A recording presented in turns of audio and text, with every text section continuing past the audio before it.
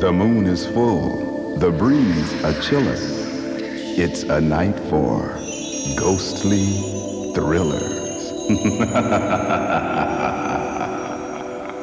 A warning I give you just before bed. Make sure all is quiet out in the shed.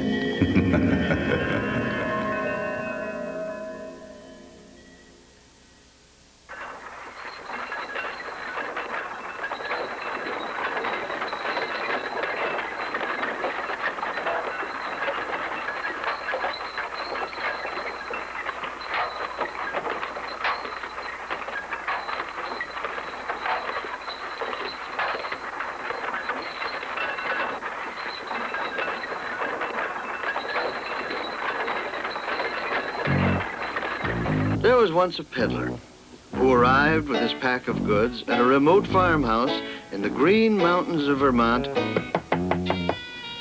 just as dusk was falling. He asked if he might pass the night there, since it was a 6-hour walk to the nearest inn. The farmer and his sons agreed and acted very glad to have him, and they were. So glad, in fact, that before the sun came up again,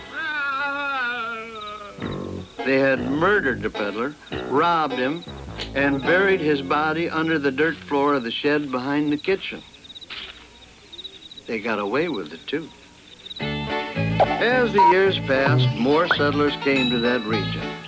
The son who had inherited the house sold it, moved further west where he could carry on the family tradition undisturbed. The new owners were a perfectly law-abiding and God-fearing family, but they had no more knowledge of the peddler than if he had never existed in the first place. Although the peddler's skeleton moldered beneath the floor, his troubled spirit was still too upset to leave. The new people ate all their meals in the big kitchen only a few feet away from the peddler's grave. But they were totally unaware of him. They didn't even know his name. While he didn't relish spending eternity in the shed, the peddler's ghost was determined that someone should realize he was buried there before he moved on. It became an obsession. So he began by opening the kitchen door that led to the shed.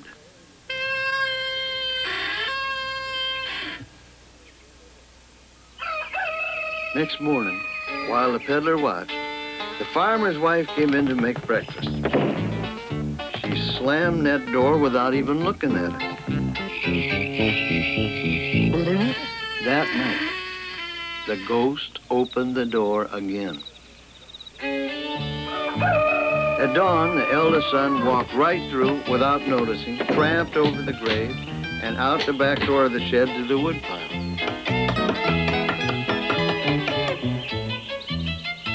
On the third morning, the farmer came through from the outside with a bucket in each hand and kicked the door shut behind him. After a week of this, the peddler's ghost began opening the door by day as well as by night.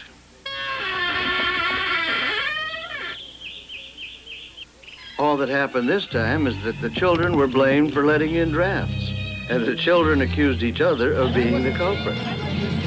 This caused a bit more stir, but the peddler still wasn't getting anywhere.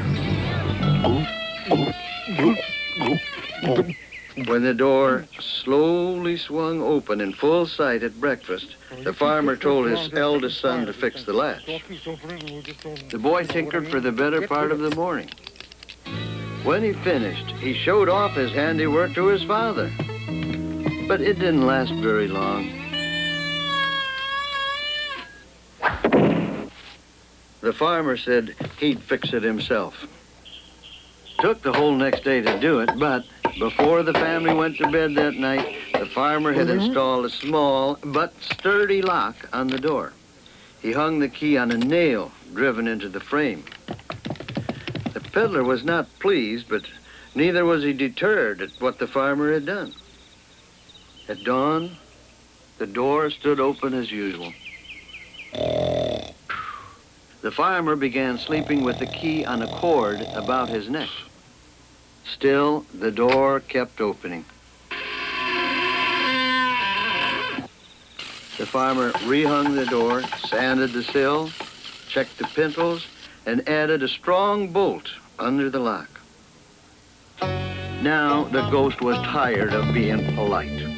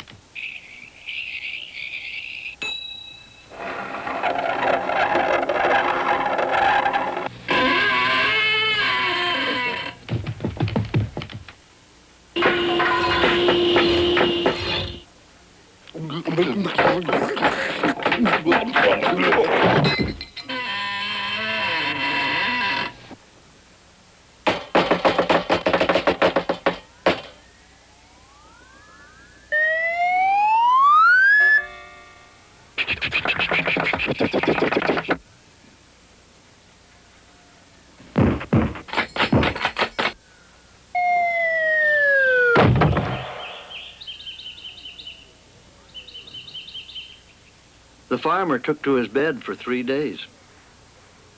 When he recovered, the farmer put the door back on its hinges and then pretended it didn't exist. He ordered the family to go in and out of the house by the front door every time they needed kindling. This did not suit the ghost at all. For a time, he remained silent by way of apology.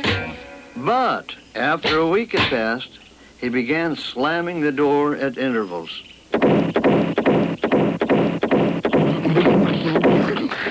The farmer and his family ignored it. Finally, the peddler could bear it no more.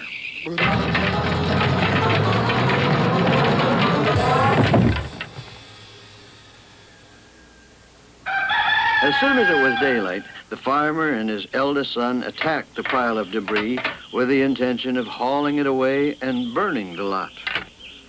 They displaced a good deal of the dirt floor in the process. They also displaced a leg bolt. The whole family gathered and gaped as the farmer uncovered the rest of the bones and the shredded remains of the peddler's pack.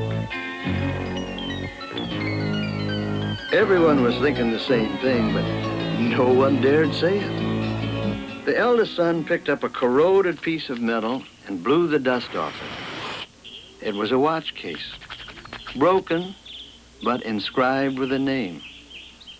The farmer peered at the engraving and read the name aloud. Samuel Pym. Behind them, the peddler sighed. Yes, Samuel Pym was his name. The farmer called in the constable and the minister, and between them all, it was decided that the bones belonged to someone cruelly murdered and deserving of a decent burial. The next Sunday, the bones were reinterred in the local burying ground beneath a simple stone reading, Samuel Pym. After that, the kitchen door behaved itself.